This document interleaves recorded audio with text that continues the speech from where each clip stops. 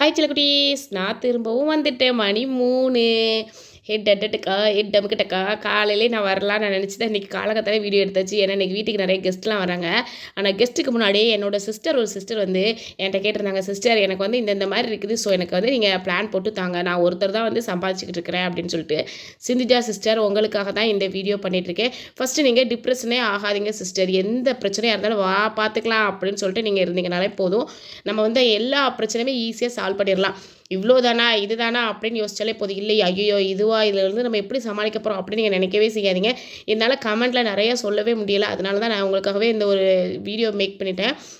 Sister, நீங்கள் first நிறைய யோசிக்காதீங்க சிஸ்டர். ஏன்னா நான் டிப்ரெஷன்லேருந்து வெளியில் வர்றதுக்கு கிட்டத்தட்ட ரொம்ப மாதக்கணக்காக ஆகிடுச்சு. ஏன்னா உங்களை மாதிரி தான் நானும். எனக்கு வந்து 2 சைடுமே எந்த ஹெல்ப்பும் இல்லை, நாங்களே தான் எந்திரிச்சு முன்னேறணும். அப்படிங்கும்போது ரொம்பவே நான் வந்து தெவங்கிட்டேன். எப்படி சொல்கிறது, தெவங்கி அதிலேருந்து எந்திக்கிறதுக்குள்ளே ரொம்ப பட்டு எழுந்திரிச்சிட்டேன் அப்படின்னே சொல்லலாம். இப்போது நான் எந்திரிச்சிட்டேன் அப்படின்னு கேட்டிங்கன்னா கண்டிப்பாக இல்லை. ஏதோ எங்களால் முடிஞ்ச அளவுக்கு எனக்கு என்ன வருமானமோ அது மட்டும்தான். இப்போ வரைக்கும் என்னோடய ஹஸ்பண்டோட வருமானத்தை எல்லாருமே குறை சொல்ல தான் செய்வாங்க. ஸோ நீங்கள் அப்படியா, ஓகே நீங்கள் குறை சொல்கிறீங்களா சொல்லுங்கள், நான் எனக்கு தெரியும் என் புருஷன் எப்படி நான் எப்படி அப்படின்னு சொல்லிட்டு நான் ஒரு சின்னதாக தொழில் பண்ண ஆரம்பித்தேன். இப்போ வரைக்கும் அதைத்தான் நான் பண்ணிக்கிட்டு இருக்கேன். ஏதோ என்னால் முடிஞ்சது. ஏன்னா என்னை நம்பி அவர் இருக்கார், அவரை நம்பி நான் இருக்கிறேன். அப்போ எங்களை நம்பி குழந்தைங்க இருக்கிறாங்க. எங்களை பற்றி எங்கள் 4 பேரையும் பற்றி வெளியில் இருக்கவங்க யாரும் எந்த இது சொல்கிறதுக்கு ரைட்ஸே கிடையாது.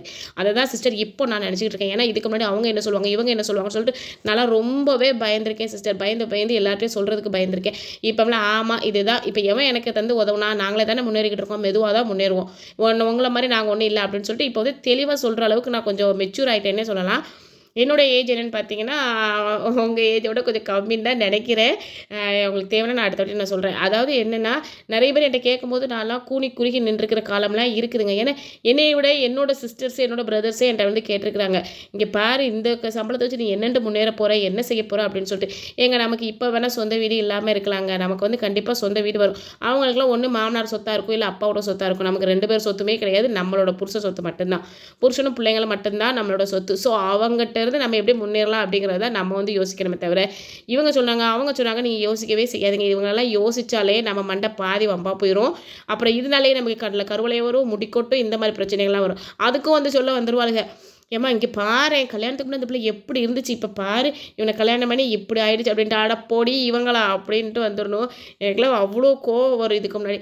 இப்போ ஆமாம் இப்போ என்ன என் புருஷன் கரெக்டாக தான் வச்சுருக்காரு, என் வயசில் இப்படி ஆயிடுச்சு, இப்போ என்ன நீ என்ன அப்படிவா இருக்க அப்படின்னு கேட்குற அளவுக்கு நான் வந்து முன்னேறிட்டேனே சொல்லலாம்.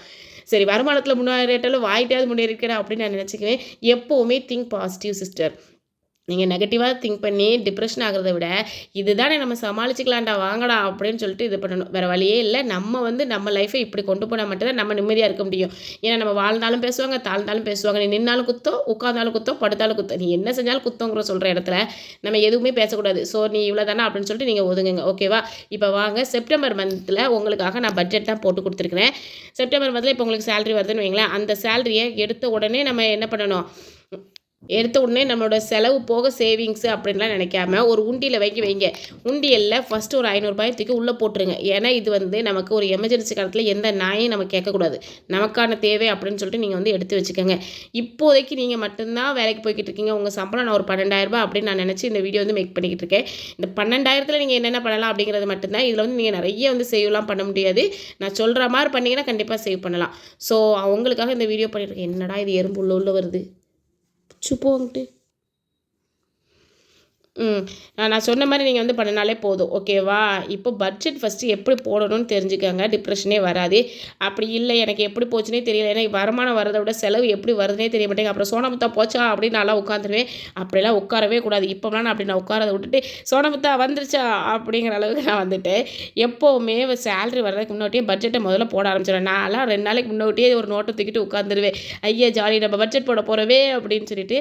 நான் அப்படி தான்ப்பா இத்தனை வருஷமாகவே ரன் பண்ணிட்டு இருக்கேன். 12 வருஷமாக எனக்கு சம்பளம் வருது அப்படிங்கும்போதே நீங்கள் சம்பளத்துக்கு முன்னாடி ஒரு நோட்டை தூக்கிட்டு உட்காந்துருவேன். இது பண்ணணும் அது வாங்கணும் அப்படின்னு சொல்லிட்டு சேவிங்ஸையும் தூக்கி உள்ளே போட்டுருவேன். அப்படித்தான். ஸோ அதனால் நம்ம சேவிங்ஸ் நம்ம கைக்குள்ளேயே தான் இருக்கணுமே தவிர நம்மளை விட்டு வெளியில் போகவே கூடாது, ஓகேவா?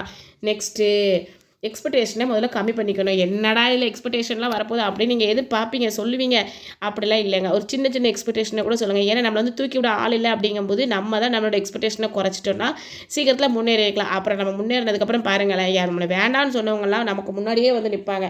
நம்ம ஒரு பால் காய்ச்சணும்னா ஃபஸ்ட்டால் வந்து நிற்கிறது அவங்கள தான் இருப்பாங்க. ஸோ அவங்களெல்லாம் நமக்கு வேணும் நீங்கள் நினைக்கிறீங்களோ இல்லையோ அது எனக்கு தெரியலை. ஆனால் நம்ம நல்லா இருக்கணும்னு நினைக்கிறவங்க இந்த மாதிரி நீங்கள் பண்ணி பாருங்கள். ஓகேவா?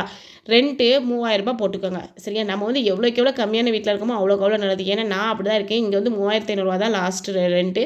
ஸோ நான் வந்து 3500 ரெண்ட்டில் தான்ப்பா இருக்கிறேன் இப்போ வரைக்கும். நிறைய பேர் சொல்லிட்டீங்க, நீ போய் சொல்கிறமா ரெண்ட் எப்படிமா அவ்வளோ கம்மியாக இருக்கும். நீங்கள் ஒவ்வொரு ஏரியாவை பொறுத்து ரெண்ட்டு குறையுங்க. நீங்கள் தாங்க அதெல்லாம் யோசிச்சுக்கணும். நான்லாம் அப்படி தான் நிறைய கமெண்ட்டில் என்ன திட்டி திட்டி கழுவி ஊற்றுனீங்க. இவ்வளோ கழுவி ஊற்றுறீங்களா அப்படின்னு நினச்சி நான் சந்தோஷம் தான் பட்டேன். ஏன்னா இத்தனை பேர் நம்மளுக்காக கமெண்ட் பண்ணுறாங்களே அப்படின்னு சொல்லிட்டு. ரெண்டாவது என்னென்னு பார்த்தீங்கன்னா பால் வந்து 900 போட்டிருக்கேன். ஏன்னா உங்கள் பசங்க குட்டி பசங்களா இல்லை பெரிய பசங்களான்னு எனக்கு தெரியலை. எனக்கு வந்து 900 ஆகும். சம்டைம்ஸ் நான் வீட்டில் ஏதாவது செய்யும்போது பாலை வந்து அன்றைக்கி வந்து கட் பண்ணிக்கிடுவேன். ஒரு 2-3 நாளைக்கு கட் பண்ணிக்கிடுவேன். நான் என்னோடய வீடியோ நீங்கள் ரெகுலராக பார்த்துருந்தாலே உங்களுக்கு தெரிஞ்சிருக்கும். இப்போ ஒரு 3 வாரமாக நான் போட்ட வீடியோ, நான் நிறையலாம் வீடியோ போடலைங்க, 3 வாரமாக தான் போட்டுட்ருக்கேன். அந்த வீடியோலாம் நீங்கள் பார்த்தீங்கனாலே தெரியும். கம்பு கஞ்சி, உளுந்து கஞ்சி, இந்த மாதிரி ஏதோ ஒரு ரெசிபி வந்து நான் கண்டிப்பாக பண்ணிகிட்டே இருப்பேன். இந்த மாதிரி நான் பண்ணும்போது பசங்களுக்கு வந்து ஹெல்த்தியாக கொடுத்த மாதிரி இருக்கும். இந்த பால் செலவை வந்து குறைச்ச மாதிரியே இருக்கும். உதாரணத்துக்கு இங்கே பாருங்களேன், நீங்கள் வந்து ஒரு கம்மம்புல் ஒரு பாக்கெட் வாங்குறீங்கன்னு வைங்க. ஒரு கம்மம்புல் பாக்கெட் எவ்வளோ வருது தெரியுமா? 1 கிலோ உங்களுக்கு வந்து 32 ரூபா, மேக்ஸிமம் 40 ரூபா. அதை கட்டில எவனும் கூட விற்க மாட்டான். கூட விற்றானா காற்ற மட்டையோடு அடிங்க. 32 ரூபா இல்லை 40 ரூபா தாங்க. அதை வாங்கி நல்லா வறுத்துக்கோங்க. வறுத்துட்டு அதை நல்லா வறுக்கணுங்க. மெயின் ரீசனே அதுதான். அது கூடவே 2 ஏலக்காய், ஒரு சின்ன துண்டு சுக்கு, இந்த 3ஐயும் போட்டு நல்லா வறுத்துட்டு அதை வந்து மிஷினில் கொடுத்து திரித்து பொடி பண்ணி வச்சுக்கோங்க. நல்ல மாவாக திரிச்சிடலாமா? அது வந்து நீங்கள் 1 கிலோ திரிச்சிங்கன்னா உங்களுக்கு 1 மாதத்துக்கு தாராளமாக வரும். நான் என்ன பண்ணுவேன்னா, இந்த மாதிரி திரித்து வச்சுக்கிட்டு ஈவினிங் டைமில் ஸ்நாக்ஸுக்குங்கிறேன் பாருங்கள், டீ போட்டு கொடுப்போம் தெரியுமா? அந்த பாலை வந்து கட் பண்ணிடுவேன். பாலை கட் பண்ணிட்டு கம்மம்புல்லில் கஞ்சி காய்ச்சிடுவேன். அதாவது 2 ஸ்பூன் மாவு எடுத்து போட்டு கொஞ்சம் தண்ணியை ஊற்றி நல்லா அடுப்பில் வச்சு கிண்டிட்டு அப்புறம் நாட்டு சர்க்கரையை உள்ளே போட்டு எடுத்திங்கன்னா கம்பு பால் ரெடி. இந்த பால் கொடுக்குறதுனால நம்ம கால்சியம் சத்து நம்ம பிள்ளைங்களுக்கு உடனே கிடைக்கும், ஸ்ட்ராங்காகவும் ஆகும். முதல்ல நமக்கு வர இடுப்பு வலியை கூட சரியாகும். நம்மளும் பிள்ளைங்கள்லாம் பெற்றுருக்குறோம், நமக்கு இடுப்பு வலியும் கால் வலி வரும், நம்ம புருஷனுக்குமே கால் வலி வரும். ஸோ அவங்க எல்லாருக்குமே இதை நம்ம கொடுத்துட்டோன்னா எல்லாருமே ஹெல்த்தியாக இருக்கலாம், நமக்கும் சேவிங்ஸ் ஆகும், பால் கரண்ட்டு நம்ம தப்பிச்சுக்கலாம். ஓகேவா? 3வது மளிகை ஜாமான் வாங்குறது 2000 தானம்மா அப்படின்லாம் நீங்கள் நினைக்காதீங்க. 2000க்குள்ளே ஈஸியாக சூப்பராக வாங்கலாம். எல்லாமே எக்ஸ்பென்சிவாக தான் வாங்கணுங்கிற அவசியமே இல்லை. இது எல்லாமே நான் என்னுடைய வருமானத்தில் நான் எப்படி பண்ணுறேனோ அது மட்டும்தாங்க போட்டிருக்கிறேன். எக்ஸ்ட்ரா யோசித்து சித்தரிச்சோ எனக்கு வந்து போட தெரியாது. ஏன்னா நான் என்ன பண்ணுறேன்னு அதுதான். இந்த 2000க்குள்ள ஒன்றால் வாங்க முடியுமானா சத்தியமாக வாங்க முடியுங்க. எப்படின்னா, நம்ம இப்போ ரேஷன்லேயும் ஜாமான் வாங்குகிறோம் இல்லையா? வீட்லேயும் கொஞ்சம் ஜாமான் வாங்குகிறோம். நான் எப்போவுமே இட்லி அரிசி வந்து ரேஷன் அரிசி பச்சரிசியும் கலந்து போட்டுக்குவேன். பச்சரிசி ரேஷன்லேருந்து தரேன் பார்த்தீங்களா, அதை வந்து இடியாப்ப மாவாக திரிச்சுப்பேன். இடியாப்ப மாவாக நம்ம திரிச்சிக்கும் போது இப்போ 5 கிலோ பச்சரிசி தரான்னா 5 கிலோ மாவே நான் திரிக்க மாட்டேன். 3 கிலோ திரிச்சிட்டு 2 கிலோவை தூக்கி தூர வச்சுருவேன். எதுக்கு? ஆப்பத்துக்கு. அப்போ நமக்கு ஒரு ஆப்பம் 2 கிலோ அரிசி கிடக்குங்கும்போது ஒரு 4-5 நாளைக்கு ஒரு ஆப்பம் வரும்னு வைங்களேன்.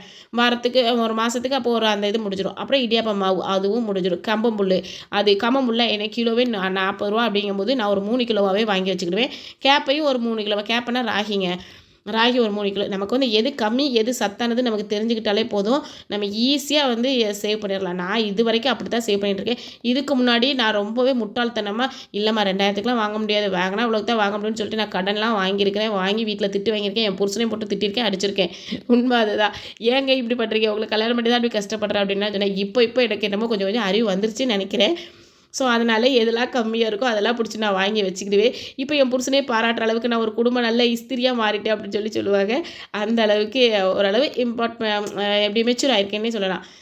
நெக்ஸ்ட்டு இன்னொன்று சொல்லுவாங்க திரும்ப, என் பெருமை நானே சொல்லக்கூடாது, அவர்கிட்ட போய் கேளுங்க, அவர் அப்படி அவர் இப்படி அப்படிங்கிற அளவுக்கு முன்னேறட்டாலும் கொஞ்சம் முன்னேறிருக்கேன்னு வச்சுக்கலாம். நாலாவது கேபிள் 240 இது வேறு வழியே இல்லை, அவங்க கையில் கொடுத்து தான் ஆகணும். அப்போ தான் நம்ம வீட்டில் டிவி வரும். டிவி வந்தால் தான் பிள்ளைங்க கூட டிவி பார்ப்பாங்க, நம்மளும் கொஞ்சம் நேரம் ஃப்ரீயாக இருக்கலாம். நான் டிவி பார்ப்பேனான்னு கேட்டிங்கன்னா கண்டிப்பாக பார்க்க டைமே இருக்காதுங்க. ஏன்னா நான் சொன்னேன்ல, எனக்கு மற்ற பிஸ்னஸ்லாம் நான் பார்த்துட்ருப்பேன். பிஸ்னஸ்னால் நான் ஒரு பெரிய பிஸ்னஸ் உமன்லாம் நினச்சிடாதீங்க. என்னால் முடிஞ்சது இந்த பிஸ்கட் செய்கிறது, கேக் செய்கிறது, இந்த மாதிரி கேக் இப்போதைக்கு நான் செய்ய ஆரம்பிக்கல. பிஸ்கட் பண்ணுவேன், இல்லைன்னா யாராவது ஏதாவது மாவு அரைச்சி கேட்டால் மாவு அரைச்சி கொடுப்பேன். ஏதோ ஒரு தொழில் நான் பண்ணிகிட்டே இருப்பேன். உங்களுக்கு இந்த மாதிரி சின்ன தொழிலெலாம் பண்ணணும், நான் வீட்டில் இருந்து ஏதாவது பண்ணணுங்க, என் ஹஸ்பண்டுக்கு வந்து நான் வந்து சப்போர்ட்டிவாக இருக்கேன்னு சொல்லி கேளுங்க. நான் அடுத்த வீடியோவில் கண்டிப்பாக நான் ஷேர் பண்ணுறேன். நெக்ஸ்ட் வந்து ரீசார்ஜ். என்னோடய வீடியோ ஆரம்பத்துலேருந்தே பார்த்தீங்கன்னா உங்களுக்கு புரியும். ரீசார்ஜை பொறுத்த வரைக்கும் ஒருத்தர் வந்து 250 ரூபாய், ஒருத்தர் வந்து 300 ரூபாயும் போடுவோம். மாதம் மாற்றி போடுவோம். அதாவது ஒரு ஆளுக்கு 1 ஜிபி, இன்னொரு ஆளுக்கு 1.5 ஜிபி தேவைப்படும். ஸோ அதனால் அதை நாங்கள் மாற்றி நாங்கள் 2 பேருமே கன்வெர்ட் பண்ணிக்கிடுவோம். அடுத்து இபி பில் வந்து நான் சம்டைம்ஸ் 250 ரூபாய்க்குள்ளே முடிச்சுப்பேன். ஏன்னா அதிகமாக வந்து நான் அதாவது உண்ணாம திங்காமல் அவன்கிட்ட போய் கொடுக்கக்கூடாது அப்படின்னு நான் நினைக்கிறவா. ஸோ அதனால் யாராவது வேஸ்ட்டாக எனக்கு லைட்டை போட்டாலே எனக்கு செம்ம கடுப்பாகும். ஏன்னா நம்ம அதை வந்து சாப்பிட்டா கூட பரவாயில்ல, நம்மளும் நம்ம பிள்ளைங்களாம் சாப்பிட்டா கூட பரவாயில்ல, வேஸ்ட்டாக அவனுக்கு கிட்டணுங்கிற அவசியம் நமக்கு இல்லை. ஸோ ஸோ அதனால் நான் ரூ. 250 முடிச்சுக்கிடுவேன். சில பேர் வந்து 2 மாதத்துக்கானலாம் கேட்டிங்க. உங்களுக்கு ஒரு வேளை அப்படி இருந்துச்சுன்னா நீங்கள் 2 மாதத்துக்கு பண்ணலாம். நான் வந்து ஒரே மாதத்துக்கு தான்ப்பா 250 சொல்கிறேன். Next vegetables and fruits. Vegetables நீங்கள் வந்து உங்கள் வீட்டில் இப்போ காய்கறி சின்ன இடம் இருந்தாலும் போதுங்க. இந்த கத்திரிக்காய் செடியெலாம் இருக்குது பார்த்தீங்களா, அதெல்லாம் 3 மாத காய்கறி தாங்க. நீங்கள் போட்டிங்கன்னா கத்திரிக்காய் ஒரு செடிக்கே உங்களுக்கு 2-3 கிலோ வரைக்கும் காய்க்கும். நான் இதுக்கு முன்னாடி இருந்த வீட்டிலலாம் நான் அப்படி தான் பண்ணிக்கிட்டு இருந்தேன். இப்போ வந்து நான் வேறு வீட்டில் இருக்கிறனால இந்த வீட்டு ஓனர் வந்து காய்கறி எதுவுமே வைக்கக்கூடாது அப்படின்னு சொல்லிட்டாங்க. ஸோ அதனால் வைக்கல. அதே மாதிரி இந்த புடலங்காய் இருக்குது பார்த்தீங்களா, புடலங்காய் பீக்கங்காய்லாம் நீங்கள் வந்து ஒரு சின்ன கொடி மாதிரி வளர்த்து விட்டாலே போதுங்க. நிறைய காய் காய்க்கும். நீங்கள் அதை வாங்கி நம்ம சமையலும் பண்ணிக்கலாம், வீட்டில் பக்கத்து வீட்டில் விற்கவும் செஞ்சுக்கலாம். ஸோ 2 in 1 நமக்கு வந்து வெஜிடபிள்ஸ் அப்படியே வந்துடும். ஃப்ரூட்ஸை பொறுத்த வரைக்கும் நீங்கள் வந்து 1-2 வெளியில் தான் வாங்கி தான் ஆகணும். நான் ஆப்பிள் தான் வாங்குவேன், ஆரஞ்சு தான் வாங்குவேன் நம்ம சொல்ல மாட்டேன் நான்லாம். ஏன்னா எனக்கு வந்து என்ன தேவையோ அது மட்டும் தான் வாங்குவேன். ஆப்பிள் வாங்குவேன், எப்போ தெரியுமா வாங்குவேன், கிலோ 100 இந்த குட்டியானையில் கொண்டு வருவாங்க அந்த மாதிரி சீசன் டைமில் அப்போ வாங்குவேன். உண்மையை சொல்லணும், ஓப்பனாக சொல்லணும் இல்லையா, நான் வந்து அப்படி தான்ப்பா இது வரைக்கும் வாங்கிட்டு இருக்கிறேன். அதாவது சீசனல் ஃபுட்டு எப்போ இப்போ கொஞ்சம் நாளைக்கு முன்னாடி என்ன சொல்லிட்டு இருந்தாங்க, 2 கிலோ 100 மாம்பழம் அப்படின்னு சொன்னாங்க. ஸோ நான் அந்த 2 கிலோ 100 வாங்கிடுவேன். அந்த நேரத்தில் மாதுளம்பழம் கூட இப்போ ரீசெண்டாக என்ன போய்கிட்டு இருக்கு, மாதுளம்பழம் கிலோ 120 வருது. ஸோ நான் எது விலை கம்மியோ அதை மட்டும் தான் வாங்குவேனே தவிர விலை கூடின காய்கறியை வந்து நான் திரும்பி கூட பார்க்கவே மாட்டேன். காய்கறியோ ஃப்ரூட்ஸோ ஏதோ ஒன்று சீசனுக்கு எது விலை கம்மின்னு சொல்லிட்டு கொண்டு வராங்களோ அதை மட்டும் தாங்க வாங்குவேன். நீங்களும் அந்த மாதிரி ட்ரை பண்ணி பாருங்கள். அடுத்து நான்வெஜ் நான் என்னோட பழைய வீடியோலேயே சொல்லியிருக்கேன். ஒரு வாரம் சிக்கனு, ஒரு வாரம் காடை, ஒரு நாள் ஃபிஷ்ஷு, ஒரு நாள் மூளை ஏதாவது, எப்போவாவது ஒரு நேரம் மட்டன் வாங்கிக்கிறது. 2 வாரம் வாங்காமல் இருந்துட்டு ஒரு வாரம் சேர்த்து வச்சு காசை மட்டன் வாங்கிக்கிடுவேன். ஏன்னா நம்மளோட பட்ஜெட் இப்போதைக்கு அந்தளவுக்கு தானங்க போய்கிட்டு இருக்குது. நம்ம ஒன்றும் ராஜா வீட்டு கண்ணுக்குட்டி இல்லாமல் இருக்கிறேன்னா அதனால் 2 சைடுமே ஆதரவு இல்லாதவங்க இந்த மாதிரி செஞ்சு பாருங்கள். நம்மளால் எல்லாமே சாப்பிடவும் முடியும், நம்மளால் சம்பாதிக்கவும் முடியும், சேமிக்கவும் முடியும். Next petrol. என் புருஷரை பொறுத்த வரைக்கும் அவர் என்ன சொல்லிடுவாருன்னா, பெட்ரோல் வேண்டாமா, நம்ம வந்து பெட்ரோலுக்கு இவ்வளோ தூரம் நான் போயிட்டு வரதுக்கு நான் பஸ்ஸில் போயிட்டு வந்துடுறேன், போக வர 10 ரூபா 10-20 ரூபா தானே முடிஞ்சிடும் அப்படின்னு சொல்லிட்டு சொல்லுவார். ஸோ அதனால் அவருக்கு வந்து நான் அந்தளவுக்கு வராது. இதில் வந்து மிச்சம் இருக்கிறதே நான் உண்டியில் தூக்கி போட்டுக்கிடுவேன். நெக்ஸ்ட் வந்து கேஸு. நான் வேறு வழியே கிடையாது, கேஸ் வந்து நான் 2 மாதத்துக்கு கொண்டு வந்தே ஆகுவேன். கேஸை வந்து எப்படி மிச்சம் பிடிக்கலாம் அப்படின்னு சொல்லிட்டு நான் ஒரு வீடியோ போட்டிருப்பேன் செப்பரேட்டாகவே, அதை போய் பாருங்கள். ஏன்னா இப்படிலாம் நான் பண்ணி தான் கேஸ் வந்து 2 மாதத்துக்கு கொண்டு வந்துக்கிட்டு இருக்கிறேன். ஸோ அதனால் நீங்களும் போய் பாருங்கள். எங்கள் வீட்டில் 6 பேர் இருக்கிறோன்னா 6 பேருக்கு இந்த கேஸ் வந்து தாராளமாக இருக்கும். என் மாமியார் திடீர்னு ஊருக்கு போயிடுவாங்க அப்படிங்கும்போது, ஏன்னா அந்த மகன் பார்க்கட்டும் இந்த மகன்கிட்ட வருவாங்க, இந்த மகன் பார்க்கட்டும் அந்த மகன்கிட்ட போவாங்க. அப்படிங்கும்போது நான் அவங்க இருக்கும்போது கொஞ்சம் கேஸ் கூட செலவாகும், அவங்க இல்லாத போது கொஞ்சம் கம்மியாகும். அப்படி ரேஷனில் 130 ரூபா 150 ரூபா வரைக்கும் சம்டைம்ஸ் வரும். 130 ரூபான்னு வரும்போது நான் அதில் எல்லா ஜாமானுமே வாங்கிக்கிறது. சீனி வந்து 2 கிலோ வந்துடுமா, எனக்கு அதுவே தாராளம் ஒரு மாதத்துக்கு. பருப்பு அந்த பருப்பே வச்சு ஓட்டிக்கிடுவேன். அதுக்கு கூட கொஞ்சமாக சிறுபருப்பு 1 கிலோ வாங்கிக்குவேன். அப்படி அதாவது எப்படி சிக்கனமாக பண்ணலாம், நம்ம கொஞ்ச நேரம் உட்காந்து திங்க் பண்ணாலே போதுங்க, நம்ம ஈஸியாக இதுலேருந்து வெளியில் வந்திருக்கலாம். நான் இப்போ சொல்லியிருக்க பட்ஜெட் எல்லாமே வெறும் 12,000க்கு தாங்க சொல்லியிருக்கிறேன். நீங்கள் 15,000 20,000 சம்பாதிக்கணும்னு சூப்பருங்க. இதை விட நீங்கள் இன்னும் நல்லாவே சம்பாதிக்கலாம். என்னுடைய பட்ஜெட் வந்து இப்போதைக்கு 12,000 ஓடிக்கிட்டு இருக்குது. ஸோ அதனால் நான் இதை பண்ணிக்கிட்டு இருக்கேன். இதே லீவ் எல்லாம் போயிடுச்சுன்னா இதை விட குறைஞ்சிரும். அப்போ நான் வேறு மாதிரி பண்ணுவேன். ஸ்கூல் ஃபீஸ் இருக்கா அப்படின்னு கேட்டிங்கன்னா கண்டிப்பாக இல்லைங்க. ஏன்னா நான் என் பசங்க எல்லாருமே நான் வந்து கவர்மெண்ட் ஸ்கூலில் தான் போட்டிருக்கேன். நம்ம ஸ்டாலின் அண்ணா வந்து கவர்மெண்ட் ஸ்கூல் திறந்து வச்சிருக்காரு பார்த்தீங்களா, அவர்கிட்டே நான் போட்டேன்.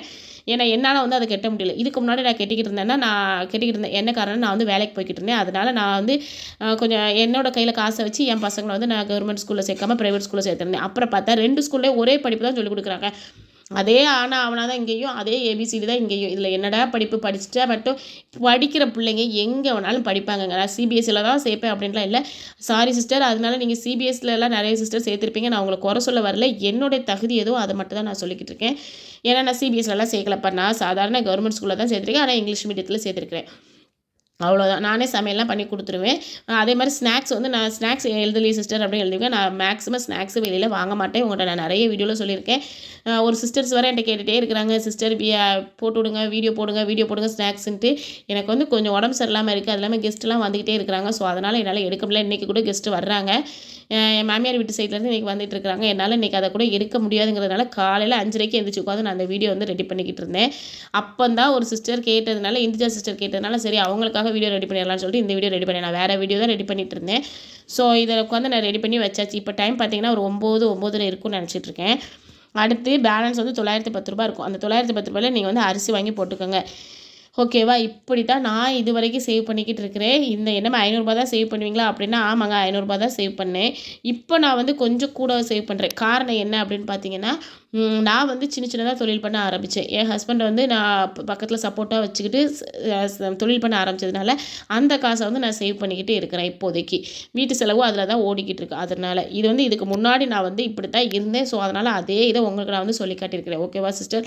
நீங்களும் இதே மாதிரி ட்ரை பண்ணி பாருங்கள். என்ன மாதிரி எத்தனை சிஸ்டர் இருக்கீங்கன்னு தெரியல. தெரிஞ்சால் எல்லாருமே கமெண்ட்டில் வந்து ஒரு ஹைஃபை பண்ணுங்கள். தெரிஞ்சுக்கிறேன் நானும் எத்தனை பேர் இருக்கீங்கன்னு. நம்மளும் பழகலாம், பேசலாம், ஃப்ரெண்ட் ஆகலாம்.